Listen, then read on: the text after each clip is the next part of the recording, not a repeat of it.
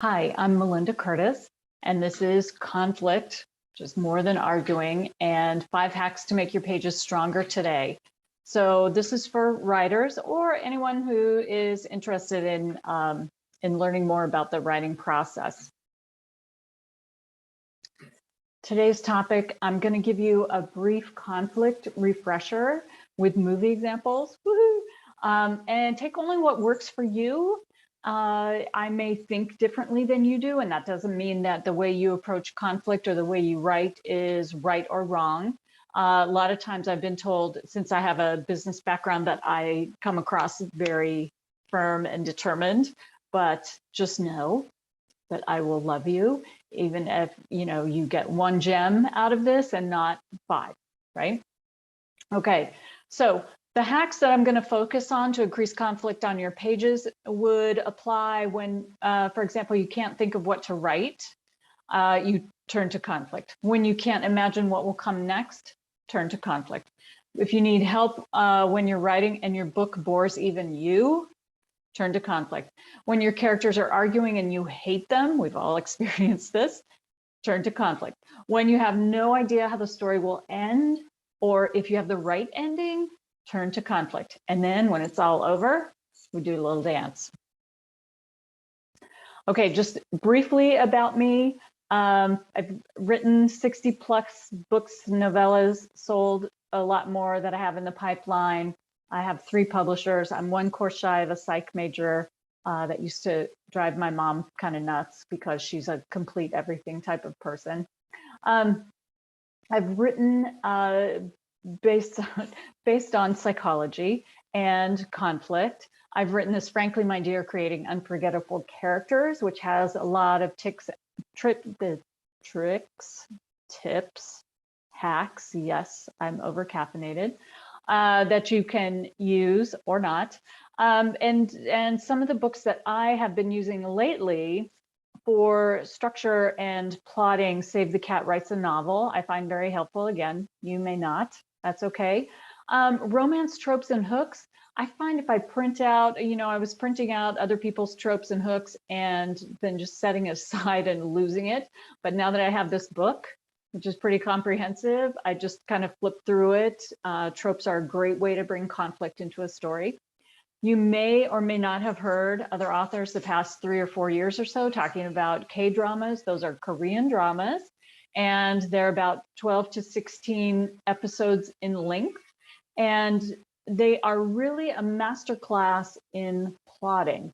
I've watched several of them, excuse me, in different genres, and they keep the episode pretty much moving along, and they layer in a lot of conflict, so it's very hard to walk away from them, which is what we want our readers to do, right? Not walk away. So let's just jump right in. This is a quick conflict refresher. What is conflict? You may or may not already have this down. Took me a long time to learn, so maybe you were faster than I am. There are 2 parts to conflict. The external part is the story goal and the obstacles that the character has between them and achieving the goal. And often it's called external conflict because probably 99% of the time, what the story goal is, you can take a picture of it, right? I want a house. I want to beat the evil empire, those types of things, right? You can take a picture at the end and it kind of conveys what their story goal was and if they achieved it. Internally is really tricky, and that's where a lot of writers get kind of stuck up. Not stuck up, but they get gummed in the works. These are beliefs or values that people have that shape who they are and guide the choices that they make every day or at important junctures in their life, right? And it's what also must be changed or learned for them to grow and change and live a fuller, happier life. Remember that all story is about the human experience. So you can have the external conflict, which is basically the answer to the question, what's your story about? Well, my story is about a man who wants to find a wife because he has paused his cancer treatment and he wants to have more kids right away. right? So that's what my story is about. The obstacle is that he lives in a remote place where there aren't very many single women. But the internal part is the why behind why this story goal is so important to him. You know, he's a widower, he has one child, he runs a multi-generational ranch where he's the only heir, right? So it's important to him to have more heirs. And what does he need to learn along the way? Well, maybe what he needs to learn is there are several different types of family and children, right? They don't all have to be blood driven. Anyway, I promised to make this quick, and I was just giving you some color there. All right, so there are 4 steps that we're going to go through in this quick refresher. External conflict, step 1 is your story goal. First, we ask what your story is about. So I've got some movies here to all the boys I've loved before, which was a book series and a movie series on Netflix, Legally Blonde, Mamma Mia, Twister, Beauty and the Beast. Hopefully there's something there in your repertoire that you're familiar with. So just simply, if you write down what their story goal is, I mean, story goals, we all know, can be really complex. You can see here how I've just broken it down very, very, very simply, right? Beauty and the Beast, a prince wants to break an evil witch's spell. You don't have to say more than that. We've all been asked by our mother-in-laws or the person at work that we dislike the most what our story is about, and we have blah, blah, blah, blah, blah, blah, blah. And it really helped me to get really brief, because obviously I'm a talker. Okay, step 2, what stands in their way of that goal? Well, for the beast, right, he's got a ticking clock, the rose is gonna die, and he also lives in a remote castle where there's no one there. Wow, does that sound a little familiar to the story that I kind of was rambling about the rancher who paused his cancer treatment, right, because he wanted to get married and have kids and no one was around. All right, so what stands in their way of that goal? And I've got a list of things over to the side that would give you ideas what stands in the way. What stands in the way of an external goal is not fear, right? It's not, it doesn't have anything to do with you, what's inside. It's what is the physical obstacle that they face. Remember, external means around them, not inside of them. So here are some ways that I might state that. Notice the but links the story goal and the obstacle. So down on the bottom, a prince wants to break an evil witch's spell, his story goal, but to do so he must be loved, and he's a hideous beast, also selfish dude, who lives in a remote castle, right? He's not very lovable.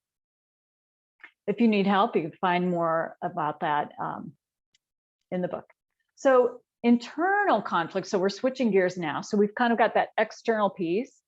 The internal part, remember the movie Inside Out, brilliant movie about the emotions, personalizing the emotions inside a little girl. So that's what's inside, kind of gives you a visual of what we're working with. So who we are is basically created by our backstory, which we are filled with backstory. All of us are, and so are our characters. So your goal as an author is to figure out what is the relevant backstory to this character that creates a belief or a value that is personal to them, that they're not just going to change. I mean, we've all lived through, you know, the past 2 years of COVID, and people, and they have their beliefs, and you could present your case till you're blue in the face and they will believe one thing while you believe another. That's basically what you're looking for when you're figuring out relevant backstory. So it might be, oh gosh, I am unlovable, undateable, unmarriable, right? I'm a historical wallflower, right? And there's a reason behind me thinking that I'm a wallflower and I am not a candidate for marriage. There has to be a reason, and I have to believe it so that I cannot have my happily ever after on page 1. Or I could have an if-then statement, like in math. If this happens, I will something bad. right? So if you're writing a zombie apocalypse romance, if I venture into the woods, I will be eaten, right? And then the external story goal would be really great if they had to not only venture through the woods, but cross through the woods and get to the other side where there's some, Valhalla, great future for them. Or I believe, this firm belief that you have. Like in the case of the rancher that I was talking about, he firmly believed that, his family ranch needed to be passed down to blood relative to blood relative. And as I alluded to with the zombie example, the pursuit of the external story goal is fantastic if it puts that belief or value at odds with, what their belief is, right? So let's move on and see some examples of this. So these are from some movies that you may or may not be familiar with. So let's go to Sophie from Mamma Mia, because that's really a popular one. So she was raised by a single mom, never knew her dad, wanted her dad at her wedding. Okay, and that belief that she needed to have a dad was one of the things that drove her to do her story goal. Elle Woods, raised as a princess, and when her story goal was to get into Harvard, right? And then not just it was to get into Harvard, it was to win her boyfriend back, and to do so she had to get into Harvard and then stay in Harvard, right? So raised as a princess, she didn't believe in hard work, right? I mean, if she wanted it, someone would give it to her, right? How hard could it be to get into Harvard?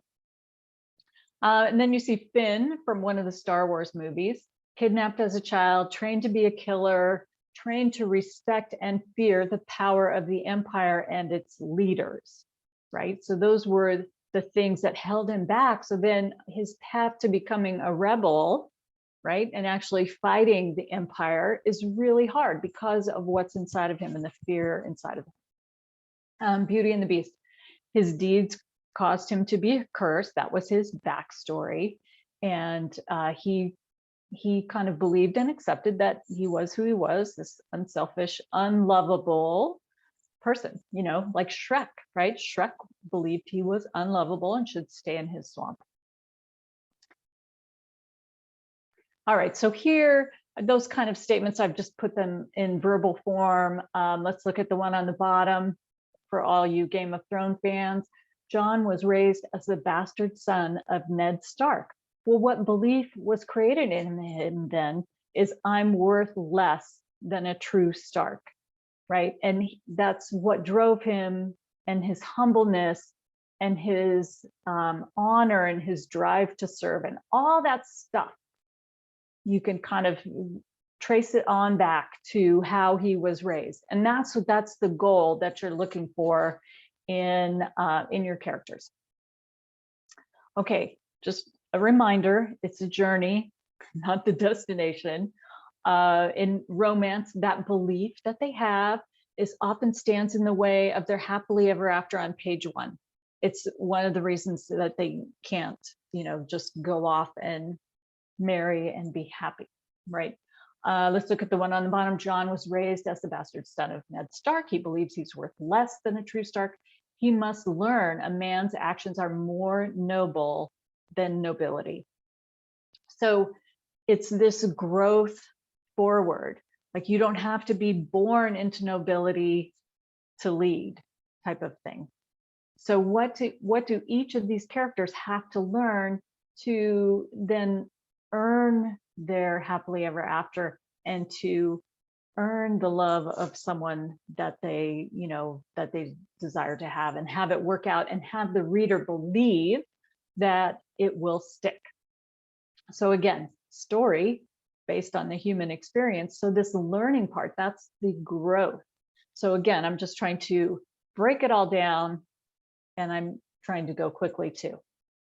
Okay, so what I call a conflict statement would involve those 4 things. 1, the external story goal.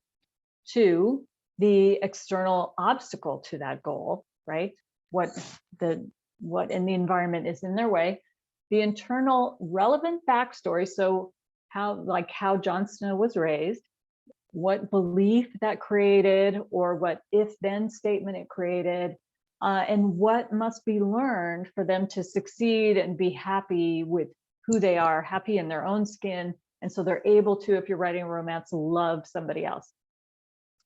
Of note, the second and fourth are the obstacle what must be learned, and that's trouble. That's where the conflict comes in. You know how hard it is to change. You know, you yourself know how hard it is to change. You know people who have trouble changing, right? I mean, those kind of things are real and can be pulled into characters and make them more real and make your stories more of a page turner and get people through to the end. All right. And here I just put all those statements together, just an example. So Beauty and the Beast, one of the most common ones. A prince wants to break an evil witch's spell, but to do so he must be loved, and he's a hideous, selfish beast who lives in a remote castle. The prince was made into a beast because of all that selfish conceit. He believes himself ugly and unlovable. Okay, that's his belief. He must reconnect with his goodness and realize that he's not ugly and unlovable in that form, right? So, and how is he going to do that? Well, you know, he's got to change. He's got to risk. He's got to be courageous in his interactions with Belle. And that's where, you know, you pull through the middle of the story. If you're looking at what's my ending, what do I want this character to learn, it can help you create conflict that's going to teach them story and have them grow and change, which is always cool. All right. If this is overwhelming, if you need more time to noodle, I have something on Teachable that you can go look at. I think that one is actually free. All right. This is why you came, your 5 conflict hacks. Here's the trouble that you might find yourself in, and here are some of my solutions.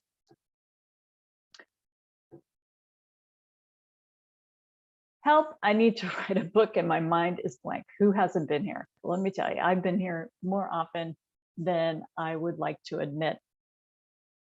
So let me tell you how I have gotten in this situation. A couple times I have contracted for a certain amount of books, and the last one might be what they call a blind book, which is it's a book that my editor and I agree on that I want to write. So there have been situations where I have been under deadline to write this blind book, and I have no idea what I should write, what they're looking for, you know, and it can be, as you guys know, it can, when the deadline is looming and you got to upload something to publish it or turn it into an editor so that your agent won't get pissed off at you, it can be freezing, mentally freezing. So here's some help, and I'm going to give you an example of it. Here's my kind of recipe for a blank book that I have. I reach for these tools when I'm in this situation, and it has really been helpful to me in a lot of ways. So I take a mixing bowl. I think about, what do readers love about the genre that I'm writing in right now? You know, like, let's take Virgin River. What do people love about Virgin River? It's a community with different quirky characters with kind of real problems. There's a lot of kind of gossipy stuff that goes on, but there's a lot of warmth and generosity in it as well. So if I'm writing a small town romance and thinking about creating a community, let's say it's the first book in a series, great. Second thing is what character I didn't write that I'm in love with right now. If I was going to do this today, I would probably pick a character from Bridgerton. Yeah, I would probably pick a character from Bridgerton that I love. And it might be Eloise, because I do like Eloise. She's so much spunkier and has so much more life, I think, even than in the book. But for this example, I'm going to choose Dr. Strange, which sounds kind of strange. However, There's a method to my madness. I'm really interested in character backstory and the beliefs that they form and all this. And when I saw that first Doctor Strange movie, I was fascinated by the character. Here he was, a surgeon, not just a surgeon, any surgeon, but at the top of his field, well respected. I mean, his fingers could do things as a surgeon that other people envied. He was just a rock star.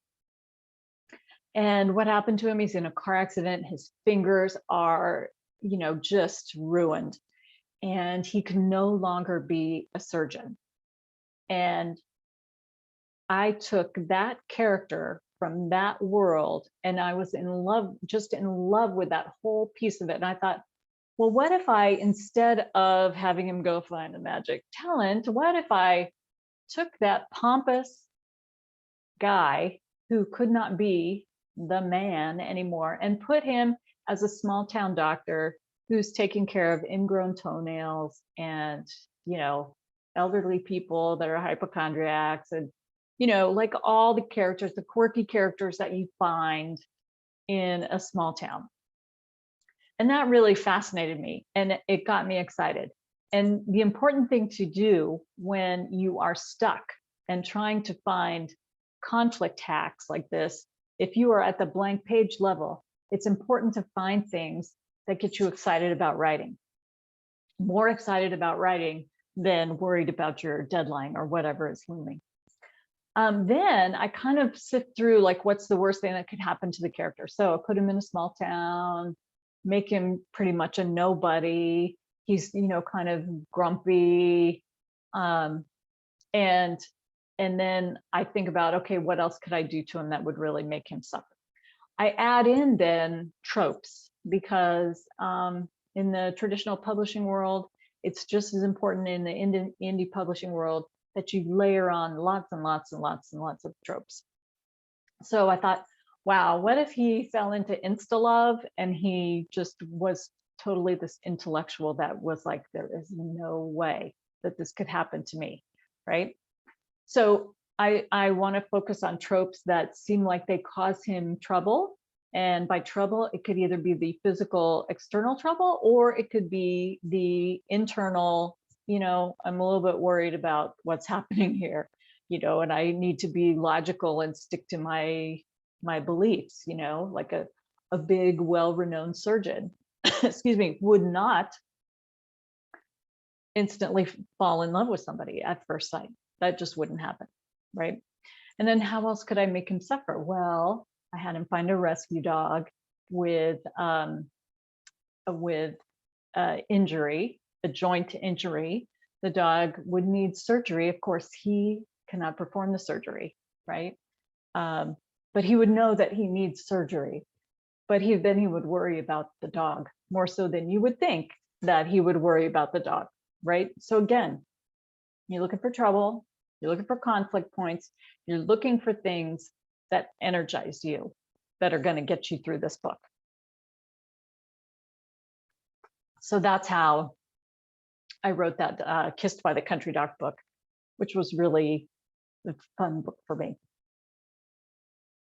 Okay, more on this. So when you're creating conflict from nothing, you want to kind of mix in, layering. Again, I can't say it enough, is so important.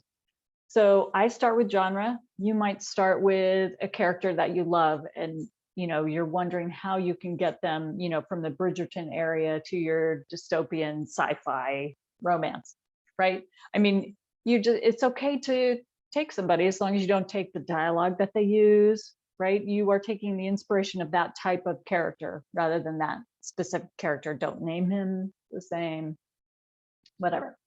And then tropes, again, so important. And if you're writing romance, excuse me, the love match obstacles are very important. Why they aren't meant for each other, right? And just here's a few examples: opposites, age difference, geographic difference, language barrier, wrong side of the tracks, those type of things. In a romance, I'm trying to think of who I can match my characters with that's going to be the worst, like in the scheme of things, if they were the type of person to possibly daydream about who they might end up marrying or having children with, it would not be this person. That to me is very, very special and interesting. And I always like to make my characters suffer a little bit like that. Okay, let's go on to the second one. Help me, I can't imagine what comes next.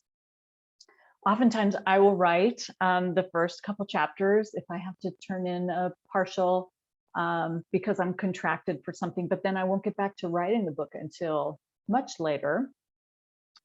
And I will pick up the book and go, wow, I don't even know like what I was thinking. I'm looking at the synopsis, like it doesn't seem like that is right. I'm totally stuck. I can't imagine what would happen next.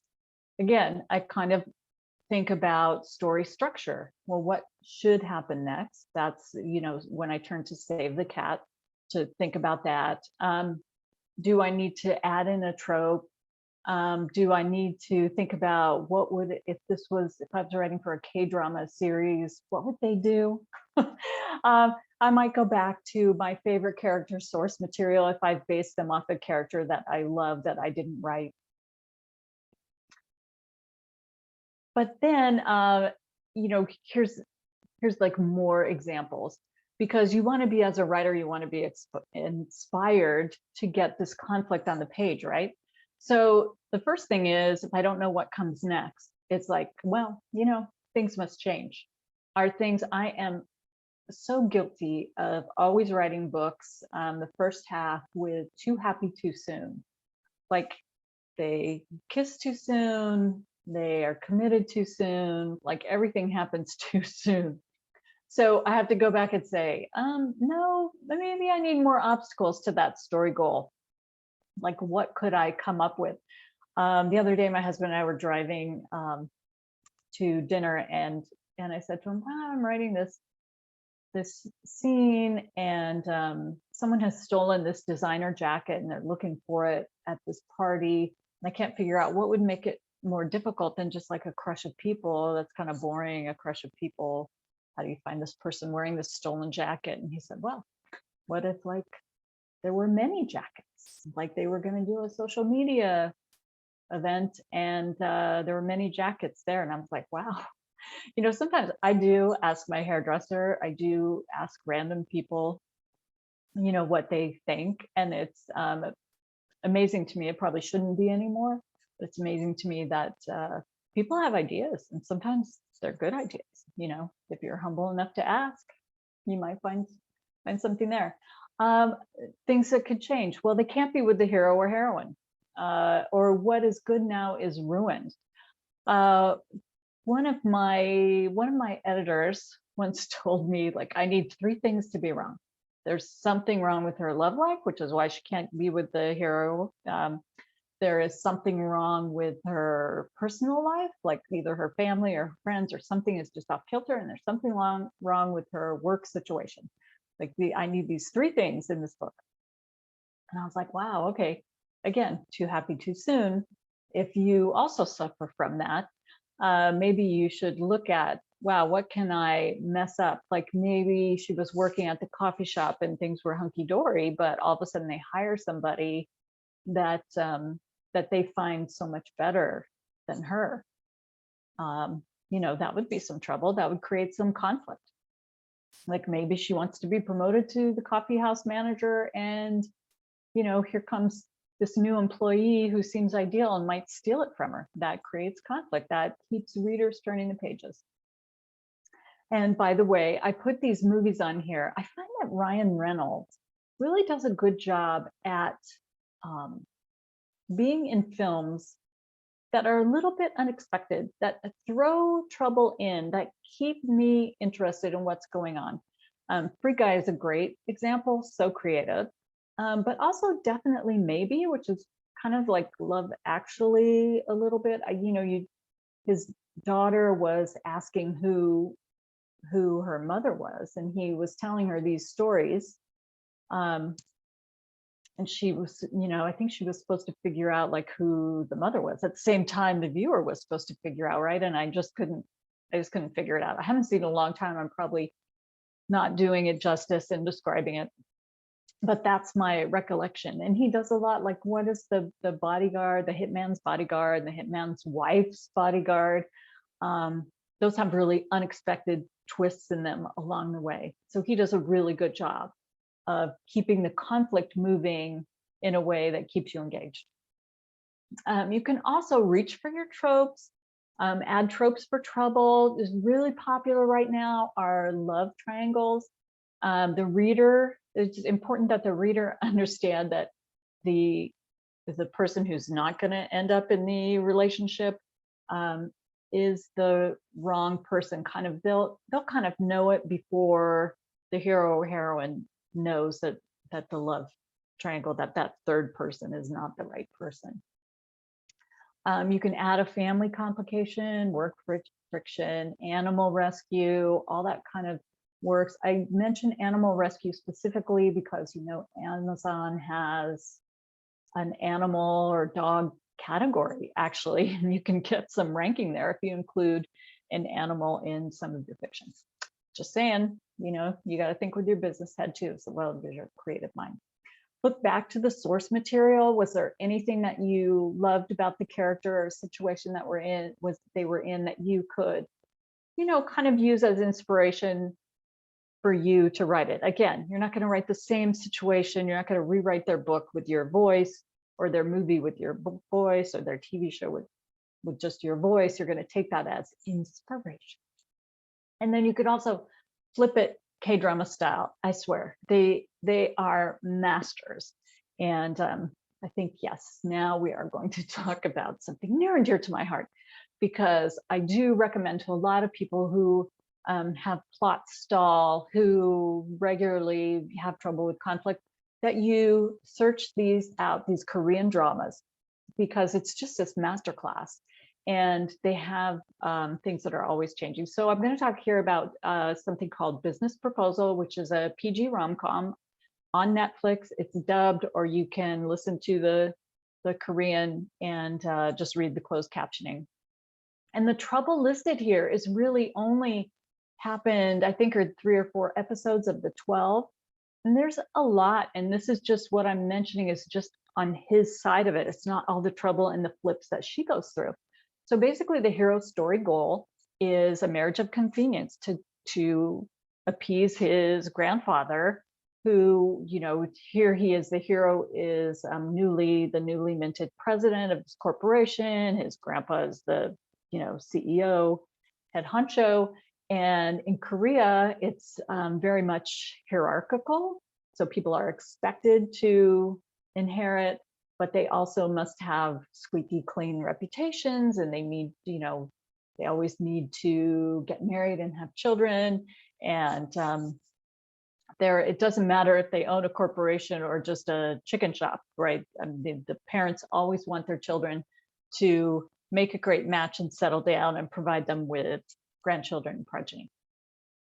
So anyway, his story goal is a trope, right? Marriage of convenience. So the heroine agrees to go on a blind date, pretending to be her best friend, which is something that they've done in college because her best friend is a daughter of another CEO that owns a corporation. And her father is always trying to set up the best friend with these men that he thinks are great. And she wants to live her own life, and she wants to be a business person in her own right. So our heroine agrees to once again pretend to be her friend, and, you know, dressed up in a wig and really revealing clothing, which is against the norm in Korea. You have to kind of, as you watch these, you have to understand there are cultural differences. So that's kind of the fun, though, is that it's a genre flip. And then when she shows up, it's actually the CEO, or I guess he's the president of her corporation. And she is the food scientist. So she doesn't really interact that much with him because she's kind of low down in the food chain, so to speak. But she is shocked to find that it is him. So there's trouble, right? There's conflict. If it was a book, it would keep the pages turning. But then she thinks that she has like acted too much like a hussy, and this guy will never want to marry her friend. And so she thinks the job is done. However, the hero just wants somebody to marry to get his grandfather off his back. And he's like, yeah, tells his grandfather, I'm going to marry her. And so, of course, the best friend's father calls her and says, great, you're going to get married. And she's like, what? So there's some friction between the friends, and it ends up that the heroine's friend has to confess that she has hired someone to pretend to be her, and he's affronted. As in the Korean society, men have a lot of pride and get affronted a lot, and he demands an apology from the woman who was pretending to be her, who is our heroine. So there's another meeting, right? A forced meeting. And he gets his apology, and she does not want to give her real name because she works for him. And she had actually run into him in the elevator without her wig and everything. And so she doesn't want him to recognize her. So she gives him another name, and promises, she can't make it up to him, but she promises if he ever needs a favor, she will be there for him, right? So then the hero realizes that his grandfather is going to set him up on all these other dates. He still needs this marriage of convenience. So he decides to hire our heroine to be his fake fiance because, she did so well before. He at least knows her, right? So she, while all this is going on, she then has to present some of her findings for a new food product to him, in a big conference room with a lot of other people. And, she's trying not to be recognized. So there's some fun there of her hiding her true identity, right? So then he, unbeknownst to her, he discovers her real name, and he decides to do some retaliation to her, making it harder for her at work, which he probably would have continued, but she gets drunk one night and she apologizes to him very sincerely about everything that's happened and how she wished that she didn't have to lie to him. And he's thinking, he had been attracted to her when she was his fake fiance, and now he's once again attracted to her and things are moving on. However, she is treating this just like a business relationship. And so he takes her on this work trip, and he's trying to prove that he's not a jerk, right? And he can be a real person, and he's trying to woo her a little bit, and it's not really working. But they run into, at the hotel where they're staying, which they were in separate rooms, they run into her friends, and he overhears her friends talking bad about her. They're not really good friends. And they're saying things like, well, she can't get a boyfriend, and she's always been in love with this guy from college who has a girlfriend, and really she's kind of a loser. And he just kind of like steps into the role of, I am her boyfriend and we are in love, and blah, blah, blah. And so you see that it goes from this marriage of convenience with a fake date, and then a fake fiance, and then, him being a fake boyfriend. So they flip it. So if you've got a trope that you can have some fun with to make some complications. Anyway, there's lots of different genres out there. There's horror. Something that's really great is called Black, which is a grim reaper who comes back to take a woman's soul, but he falls in love with her, which is great fun. There's like spy romances. There's always a romance involved in these, no matter what genre they're in. But again, they just keep you interested. This one is just super popular right now on Netflix, and yeah, it's viewer friendly. So definitely recommend that you take a look at those. Okay, third hack. Help, my book is boring. A lot of times your book can be boring because the promise of the premise has not been delivered. What do I mean by that? Well, Have you satisfied the promise? Okay, this is a cowboy book. There's a cowboy on the cover. Is there any cowboy type trouble? Is there any conflict? Like his horse is pulled up lame before he goes into a roping competition, or a vampire book needs some type of vampire problems and conflict. You know, like, is he a newly minted vampire and can't control himself from turning people or killing them when he drinks their blood? Like, I don't know. What are some of the problems in your genre that readers come to, that they're looking for those types of trouble? Christmas book, holiday problems, matchmaking book, matchmaking problems, right? Dog rescue book, you need dog rescue problems. So it's kind of interesting. Again, problems are conflict. So once again, hack it on up, take these little shortcuts. Moving on to number 4. My characters are arguing and I hate them. Okay, let's talk about conversations. Conversation is more than just what characters talk about, right? If your characters can sit down and have a conversation with somebody on page 1 and basically explain why they're doing something or their position, and it isn't involved with like a core belief or a value, then you need to dig deeper. Like if it's just a misunderstanding, then that's probably why they're arguing about something, and you're searching in your writer mind, you're searching for something deeper, but they're just going around and around in a circle a lot of times and arguing for the sake of arguing. I have the Fight Club thing up here because you don't talk about Fight Club.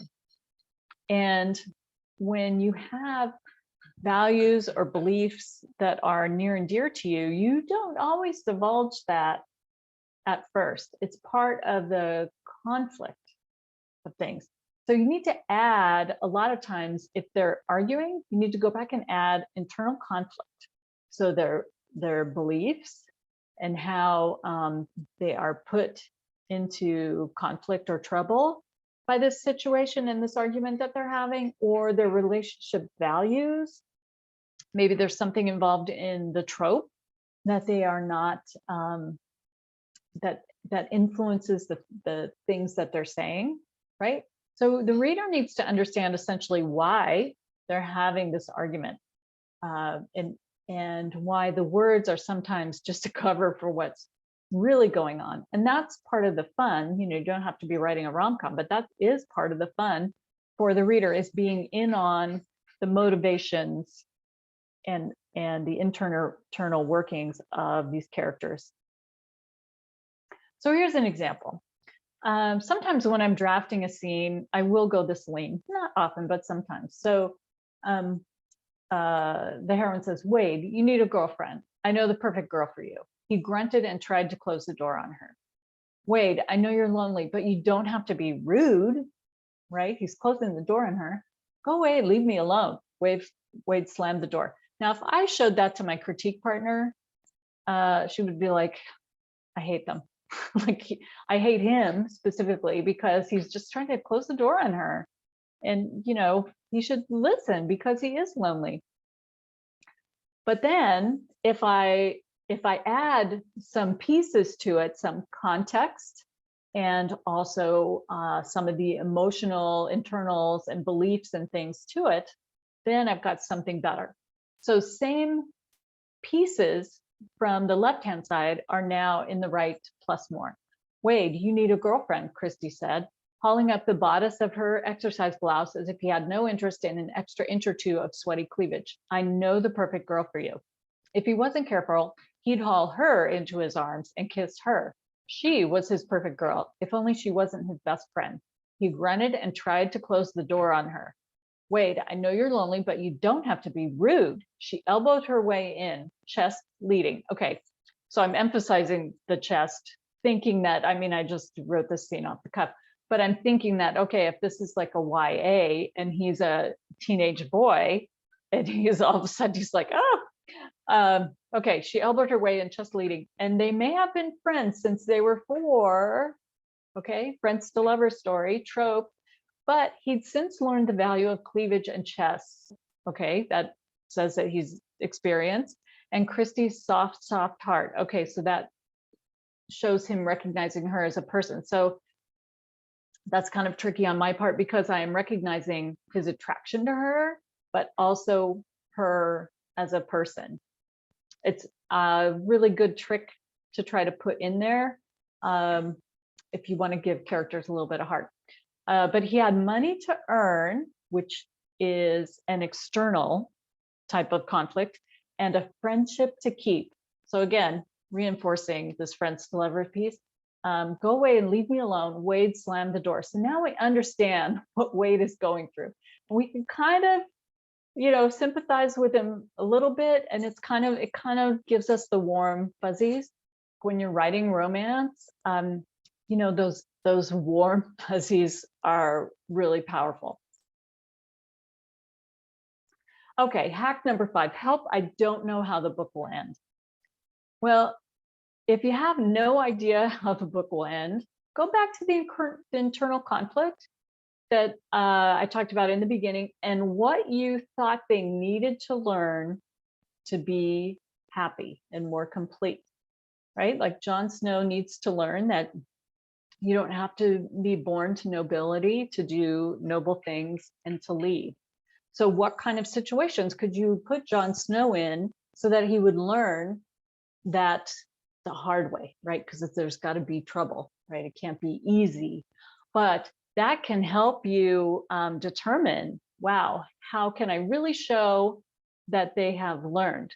Because that's what you have to do at the end. You have to prove to the reader that they have grown and changed. So that should kind of give you an idea of where you should go. Is your planned ending looking boring and you suspect it needs to change? Look, if you have any intuitive niggles about your book, you need to listen to yourself, right? Because a lot of that writing comes from the internal muses inside of us, so to speak. And if one of them is kind of whispering in your ear, hey, this ending is not right, even though like maybe you're normally, I write strictly to my synopses type of person, you might want to listen. So what if you threw out your plans? What if you refuse to let them achieve their story goal?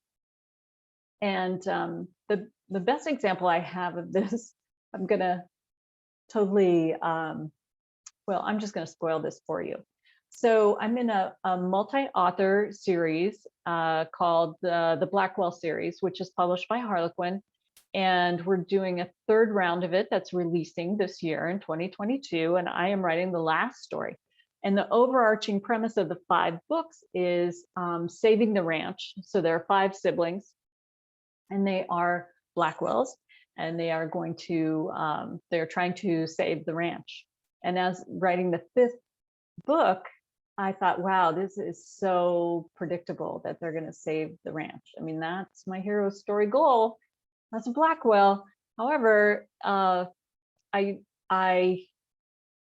dashed that, you know, threw that down and shattered it, and it was no more, because it just felt like it was too predictable. And, you know, based on all my K-drama learnings, I really wanted to surprise the reader and keep the reader guessing where this was going to go. So sometimes you just, it's just stronger and more powerful if they don't get the promotion, if they don't get what they think they should, you know, and you just have to kind of be brave enough to say, okay, how can I figure out another ending that is just as happy? If you think about real life, we often have our own goals and we're often disappointed, and yet we don't, you know, it doesn't make us unhappy for the rest of our lives, hopefully. All right, so just to reiterate though, that in terms of endings, you need to satisfy the character journey. Remember, story is all about the character journey and what we learn. And story was originally designed, you know, thousands of years ago. Story had a lesson and a moral to it. And that's what people come for. They come for the hard things happening. Don't make it too easy for them.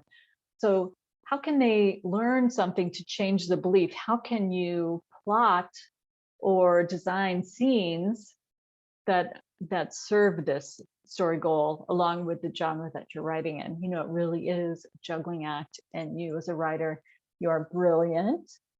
Just the fact that you are here and trying to, by osmosis, get something else from me talking about it.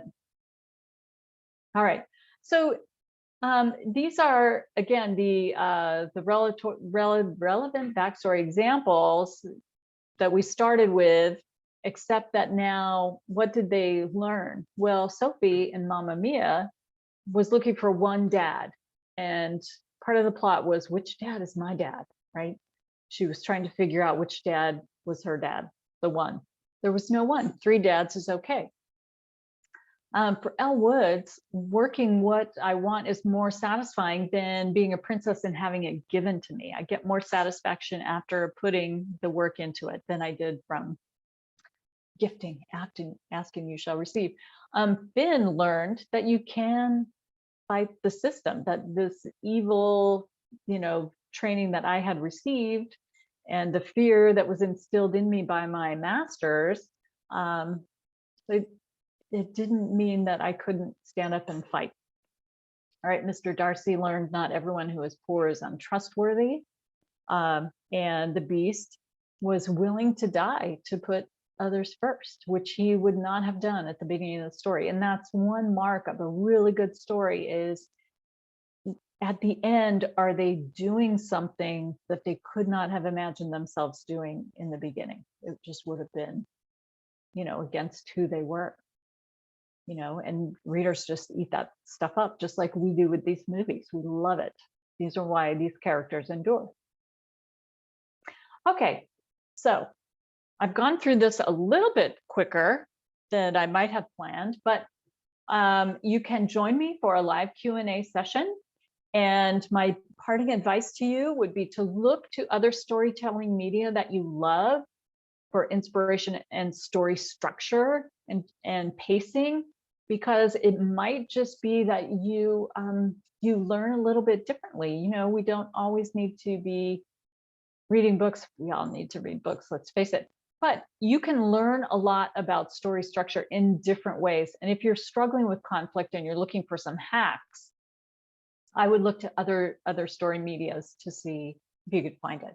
And remember, if you're lacking in conflict, always go back to that internal conflict piece and see how you can mix things up. And secondarily, go back to the external conflict piece, that story goal. How can you put something else in their path? All right, so happy writing to you. I wish you all the best. Again, I'm MelindaCurtis. And if you can't attend the Q&A session, by all means, you can get in touch with me. I'm on social media, and you can pretty much find me anywhere online. All right. Good luck to you.